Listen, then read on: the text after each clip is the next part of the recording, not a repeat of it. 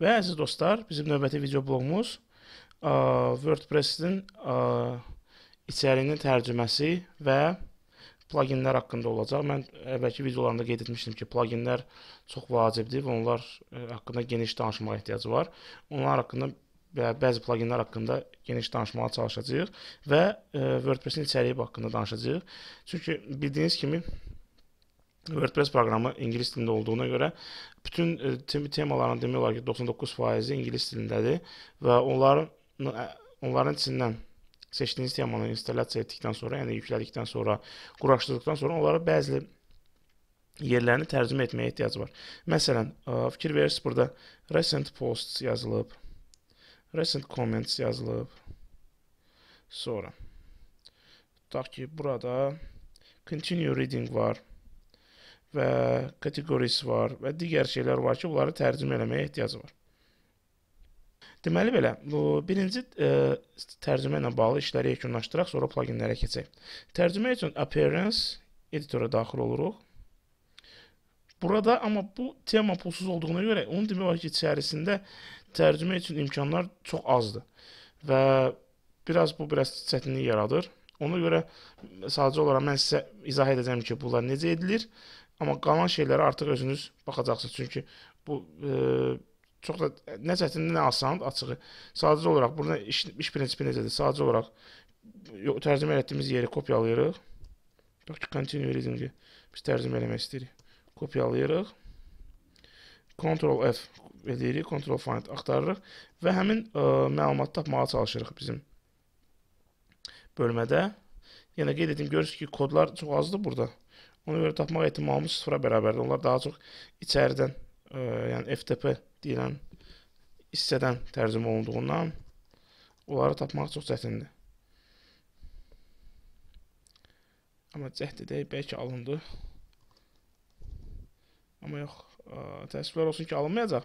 Amma hər halda, yəni iş prinsipi bundan ibarətdir ki, siz bir-bir istədiyiniz yeri tapırsınız və bir-bir bu papkaları gəzirsiniz.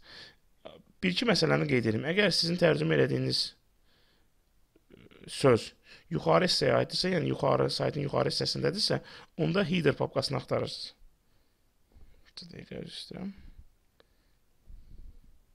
Header papkasını axtarırsınız. Yox, əgər aşağıdadırsa, yəni aşağı hissədədirsə, onda footer papkasını axtarırsınız. Yox, məsələn, tutaq ki, ola bilər ki, və ümumi bir papka var, style sheet. Fikir versəz, ona görə mən qeyd edirəm ki, boşdur. Cəmi bu qədər kod yerləşdirilib burada. Əlavə olaraq heç bir kod yoxdur. Amma daha geniş temalarda daha çox kodlar var və sadəcə olaraq bura style sheet-ə birinci daxil olun və burada style CSS-i daxil olub bu papkadan birinci tərcümə etməyə çalışın sözləri. Sonra isə digər papkalara keçin. Bir də mütləq diqqətli olun. Tərcümə edəcəyiniz söz əslində dırnaq içərisində yazılır və bu belə formada olmur. Yəni, siz tərcümə edədiyiniz sözü ancaq dəyişə bilərsiniz. Tutaq ki, loop, məsələn, tutaq ki, kateqori. Bu da əslində tərcümə olunmamalıdır burada. Yəni, o axtarın sözü tapırsınızsa, məsələn, tutaq ki, hansı bir söz. Onu seçib tərcümə etmək lazımdır. Yəni, birbaşa olaraq bütün sözü tərcümə eləmək olmaz. Ona diqqət etmək lazımdır. Və indi bunu yekunlaşdıraq. Bu haqda ola bilsin ki, ətraflı bir geniş video dərs edərik, əlavə böyük bir tema yüklərik saytımıza və orada geniş bir dərs keçərik. İndi isə keçək pluginlərə. Pluginlər, əvvəlki videolarda qeyd elədim ki, müxtəlif imkanlar verir sayt üçün və müxtəlif formalarda istifadə oluna bilər. Məsələn, tutaq ki, siz əgər istəyirsiniz ki, saytda Facebook şərhləri olsun və bəzən görürsünüz, bəzi saytlara girirsiniz, altda şərh bölməsində Facebookdan şərh yazmaq olur. Onu etmək istəyirsinizsə, onda daxil sayt üzərindən eləyə bilirsiniz. Yəni, bundan əlavə, əgər hər hansı bir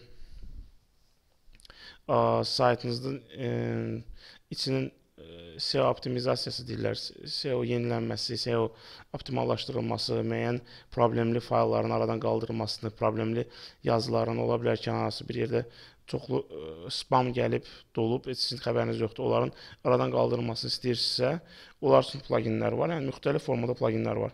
İndi add new eləyirik burada və bir plugin əlavə edəcəyik. WP Optimize. Yəni bu plugin barədə də məlumatınız olar. Install now düyməsini tıklayırıq. Görürsünüz, burada çıxdı. Bir neçə versiyası var. Yəni əsl hansı adı ilə hansı uyğun gəlirsə, axtardığınız, tapdığınız olursa onu seçirsiniz və fikir verirsinizsə, daxil olduqdan sonra burada artıq həmin bölümə yer alıb. Və buranın üzərinə tıklayırıq və içəridə fikir verirsinizsə, bu tamamilə pulsuzdur istifadəsi və saytda olan artıq spam xarakterli komment şərhləri, hər hansı bir yazı qoymaq istəmişsiniz, qalıb yaddan çıxıb, onlar qalıb və silinib, onları, artıq məlumatları və proqramistlər daha yaxşı bilir. Mən özüm proqramçı olmadığıma görə bir çox belə deyil, artıq şeylərin aradan qalındırmasını kömək edir. Bunu sadəcə olaraq yükləyəndikdən sonra bu quşları seçirsiniz, bir-bir bunları qeyd edirsiniz və hamısını qeyd edə bilərsiniz, heç bir problem yoxdur. Proses düyməsini tıklayırıq və salam. İndi fikir versəz, hal-hazırda sayt yeni olduğuna görə o qədər də böyük bir şey yoxdur orada. Amma təxminən 1568 GB yer təmizlədi.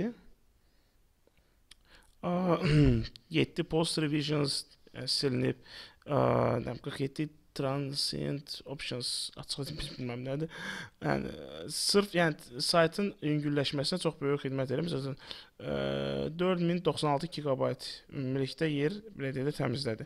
Sayt yeni olduğu üçün belə deyək az görünür, amma təsəvvür edin ki, əgər siz hər gün məlumat yerləşdirirsiniz sayta və yaxud da heç hər gün yox, həftədə 2 dəfə 3 dəfə məlumat yerləşdirirsinizsə, çoxlu əlavə artıq şeylər olur ki, onlara təmizlənməlidir. Bu plugin onu etməyə kömək edir. Bunun kimi belə deyək, yüzlərlə pluginlər var ki, istifadə etmək olar və onlardan yararlanmaq olar. Sadəcə olaraq axtarış edirsiniz, özünüzə lazım olan plugini tapırsınız və araşdırırsınız. Bunun üçün açıq deyim ki, ayrıca dərs keçməkdənsə daha yaxşı olar ki, siz özünüz gedib internetə girib hansı problemə uyğun olaraq axtarış aparasınız. Rus dilində, Azərbaycan dilində çoxlu forumlar var ki, oradan da məlumat ala bilərsiniz və lazım olan plugini tapıb istifadə edəsiniz. Bu qədər. Bugünkü dərsimiz sırf pluginlərlə bağlı oldu. Ümid edirəm ki, sizə hər hansı bir belə deyək, ümumi bir məlumat yarandı. Pluginlər nədir və nə üçün istifadə olunur. Çalışın özünüz də araşdırasınız bunun haqqında, çünki bir dərslə bunu etmək mümkün deyil. Bu layihə Arex Yeni Media layihəsi tərəfindən sifariş olunub və tələbə azı tərəfindən maliyyələşdirilir. Ümid edirəm ki, bu dərslər sizə faydalı oldu. Cəhd edin, hər şey alınacaq.